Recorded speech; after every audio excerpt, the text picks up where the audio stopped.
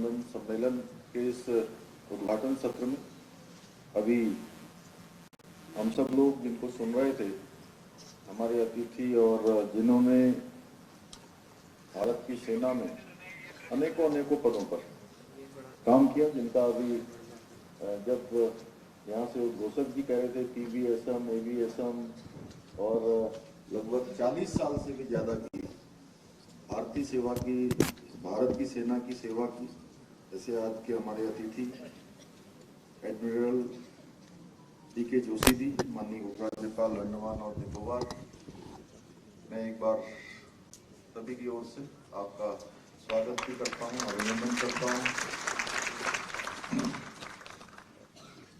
सोंगी sharp जी, भारत में संयुक्त राष्ट्र के रेजिडेंट कोऑर्डिनेटर, इन्होंने कहा कि पहली बार देहरादून आकर मुझे अच्छा लग रहा है। आप सब लोगों को भी अच्छा लगा होगा आपको देखकर। सोंगी शार्प जी, हमारे मुख्य सचिव डॉक्टर SS संधू जी, अपर मुख्य सचिव राधा रतूड़ी जी, कार्यकारी निदेशक NIDM श्री राजेंद्र रत्नू जी, डॉक्टर G महंतेश, संस्थापक समर्थनम इंटरनेशनल बेंगलुरु, और हम सबके बीच में लगातार अनेकों क्षेत्रों में जिनका काम पर्यावरण के क्षेत्र में, समाज के क्षेत्रों में लगातार इन्होंने भारत की इकोनॉमिक कैपिटल से इकोलॉजी कैपिटल देहरादून तक साइकिल यात्रा करी, लोगों को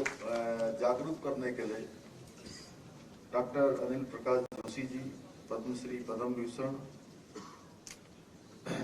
डॉक्टर आनंद बाबू जी, संयोजक DMICS, श्री रंजीत कुमार सिन्हा जी, डॉक्टर हमारे सचिव आपदा प्रबंधन उत्तराखंड, और आज के इस कार्यक्रम में जिन्होंने पूरा इसके संयोजन का काम किया, जिनके अथक प्रयासों से ये विश्व आपदा का सम्मेलन देहरादून में आयोजित हो रहा है। जैसे प्रोफेसर दुर्गेश पंत जी, और जिनके इस संस्थान में जिन्होंने उनके साथ लगातार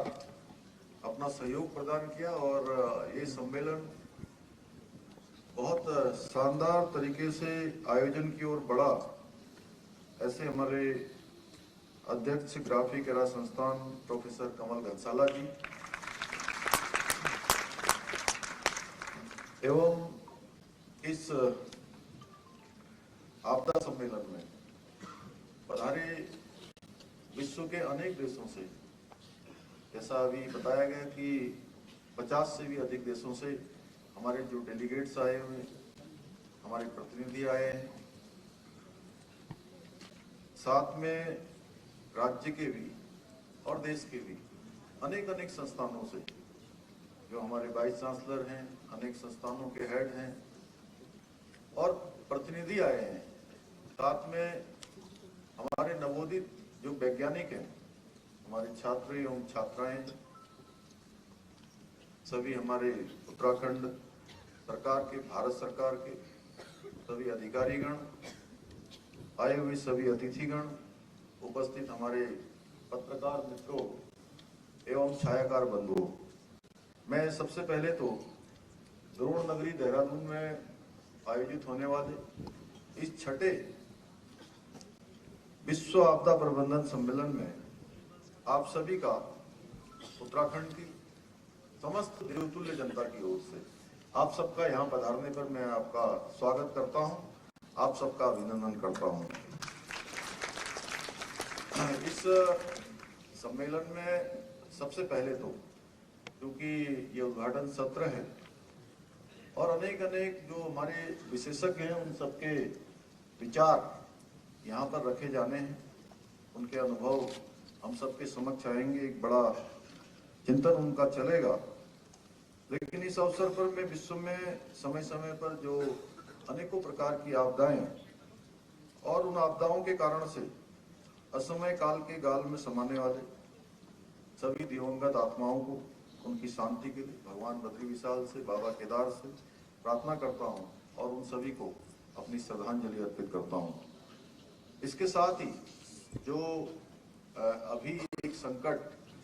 हमारे समक्ष बना हुआ है और छिलकारा उत्तरकाशी में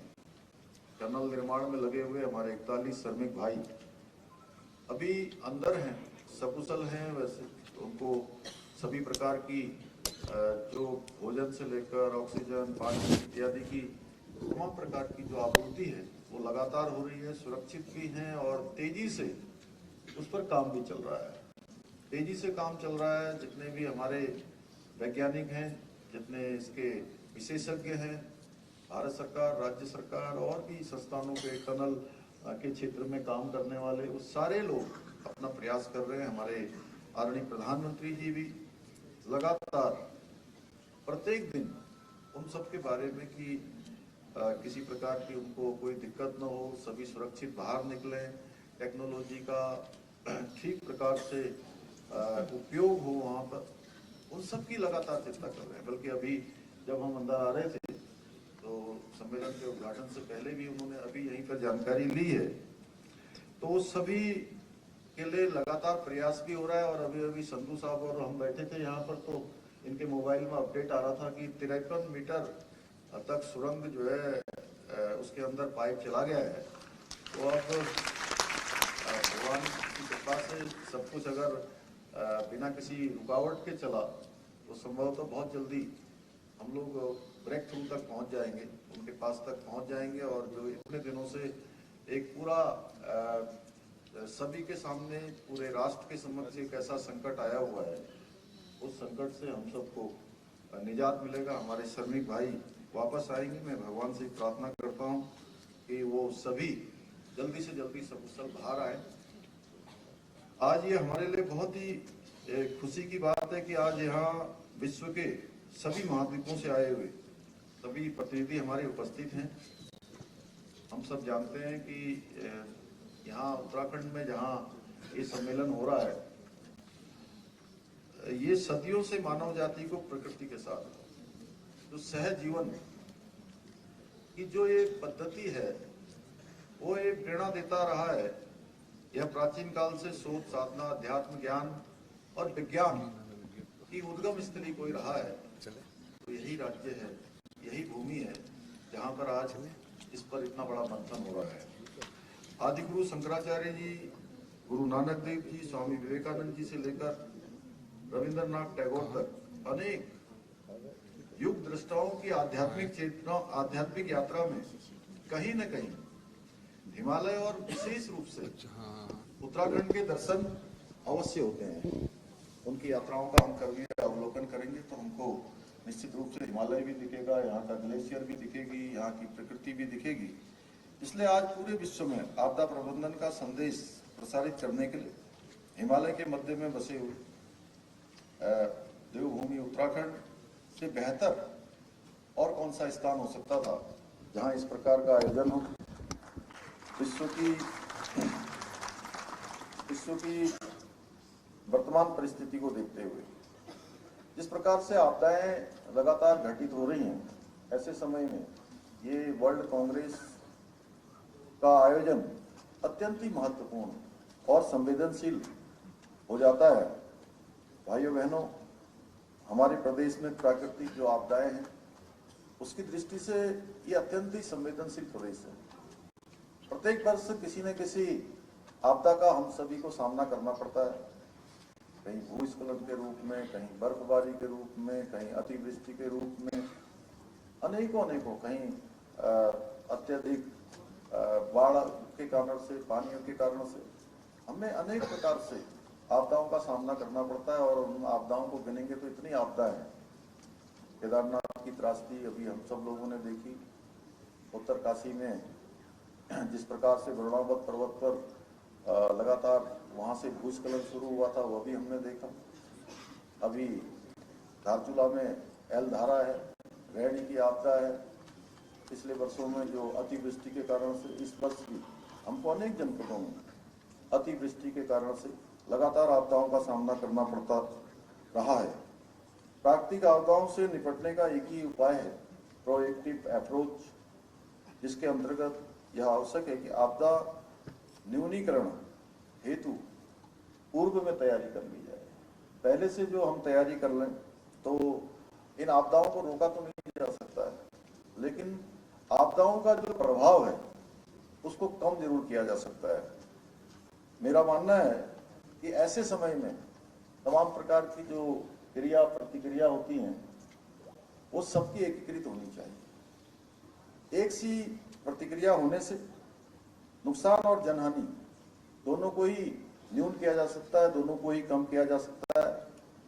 और देवभूमि में आने वाली आपदाओं से सबक लेते हुए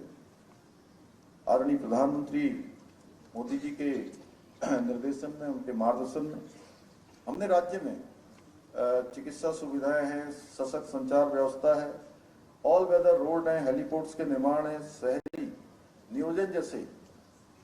अनेकों कार्यों पर विशेष रूप से काम किया जा रहा है। उसके लिए तैयारियां भी की जा रही है और हम आपदाओं का सामना करने के लिए कहीं न कहीं बेहतर रूप से तैयार हो रहे हैं। भाइयों बहनों, प्राकृतिक आपदाओं को रोक नहीं सकते, लेकिन हम बेहतर जो रणनीतियां बनाकर और ये रणनीतियों को लागू करके निश्चित रूप से इनको न्यून कर सकते हैं। और जैसा अभी मेरे से बोलने वाले बहुत सारे वक्ताओं ने बोला, जोशी जी ने बोला, हमारे संधू साहब ने भी बोला, इकोलॉजी और इकोनॉमी और टेक्नोलॉजी के बेहतर कोऑर्डिनेशन से प्राकृतिक आपदाओं से लड़ने के लिए एक बेहतर प्रबंध तंत्र हम विकसित कर सकते हैं। एक ऐसा तंत्र बना सकते हैं जो इन सबको समन्वय करे। और हम सभी जानते हैं कि जो हमारी संस्कृति है, सनातन संस्कृति, उसमें पृथ्वी को माता के समान पूजा गया है। और मैं समझता हूं कि सही मायनों में इसी में आपदा प्रबंधन की मूल धारणा निहित है, अगर हम ठीक से करेंगे तो। क्योंकि मेरा मानना है कि हम पृथ्वी समेत सभी जितने भी हमारे प्राकृतिक संसाधन हैं उनका उपभोग न करके उनका अगर उपयोग करेंगे तो सही अर्थों में प्राकृतिक संरक्षण में हम इसके संवर्धन में, इसके संरक्षण में, आपदा के न्यूनीकरण में हम सफलता की ओर आगे बढ़ेंगे। इस सम्मेलन का जो प्राथमिक उद्देश्य है वह हिमालयी पारिस्थितिक तंत्र और समुदायों पर ध्यान केंद्रित करते हुए जलवायु परिवर्तन, आपदा प्रतिरोध की चुनौतियों पर चर्चा करना एवं उनका समाधान निकालना। और निश्चित रूप से इतने सारे जब विशेषज्ञ आए हैं, इतने सारे लोगों को यहाँ पर आमंत्रित किया गया है, तो हम उस दिशा में अवश्य सफल होंगे। इस के अतिरिक्त सम्मेलन का जो उद्देश्य है, राज्य के अंदर प्रत्येक वर्ष, जो मैंने पहले कहा कि आपदाओं का सामना करना पड़ता है, तो आपदा प्रतिरोधन समाधानों के रूप में, केंद्र के रूप में ही विकसित करना। जैसा कि हमारे राजेंद्र रत्न जी ने कहा कि केंद्र की तरफ से हमारे यहाँ इस प्रकार का संस्थान खोले जाने के लिए वहाँ से प्रस्ताव है। हम भी लगातार प्रयास कर रहे हैं, लेकिन कहीं बीच में कुछ आदान प्रदान ठीक प्रकार से नहीं हो पाया, लेकिन हम प्रयास करेंगे कि उसको तत्काल आगे बढ़ाएं, जिससे कि जहाँ सबसे ज़्यादा आपदा आती है, हर वर्ष जहाँ आपदाओं का सामना करना पड़ता है, वहाँ पर बड़ा संस्थान आपदा प्रबंधन का होना चाहिए। और मुझे बताया गया है कि इस आयोजन के माध्यम से विश्व में प्रकृति के प्रति मानव समाज के सामूहिक दायित्वों और आपदा प्रबंधन में उसके महत्व को उजागर करते हुए देहरादून डिक्लेरेशन के रूप में भी एक विशेष संदेश देने का काम ये सम्मेलन करेगा। तो निश्चित रूप से डिक्लेरेशन एक महत्वपूर्ण दस्तावेज होगा और मेरा ऐसा मानना है और मुझे विश्वास भी है कि इससे पूरे पर्वतीय क्षेत्र सहित सारे विश्व के लिए, ये आगे आने वाले समय के लिए कहीं न कहीं आपदा न्यूनीकरण और आपदा के क्षेत्र में बेहतर समन्वय और बेहतर काम करने के लिए कारगर होगा। इसमें मुझे बताया है कि 4 दिवसीय सम्मेलन में 60 से भी अधिक जो विशेष टेक्निकल सत्रों का आयोजन किया जा रहा है जिसके माध्यम से विश्व भर के प्रतिष्ठित संस्थानों में विषय विशेषज्ञ जलवायु परिवर्तन, आपदा से संबंधित ज्वलंत चुनौतियों, उनके समाधानों पर विचार मंथन करेंगे। मैं उन सबको भी बहुत बधाई देना चाहता हूं जिन लोगों ने इस आयोजन में हमारे इस आयोजन को और प्रभावी बनाने के लिए राज्य के साथ साथ देश भर के भी अनेक संस्थानों ने इसमें अपना योगदान दिया है। इसमें IIT Roorkee, IIT Bombay, Wadia institute, Assam university, Lucknow university, ISRO, IIP आदि प्रतिष्ठित संस्थानों के समन्वय से आपदा प्रबंधन पर विभिन्न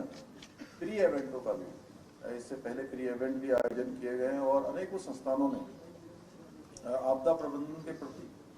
जागरूकता छात्रों तक और नवोदय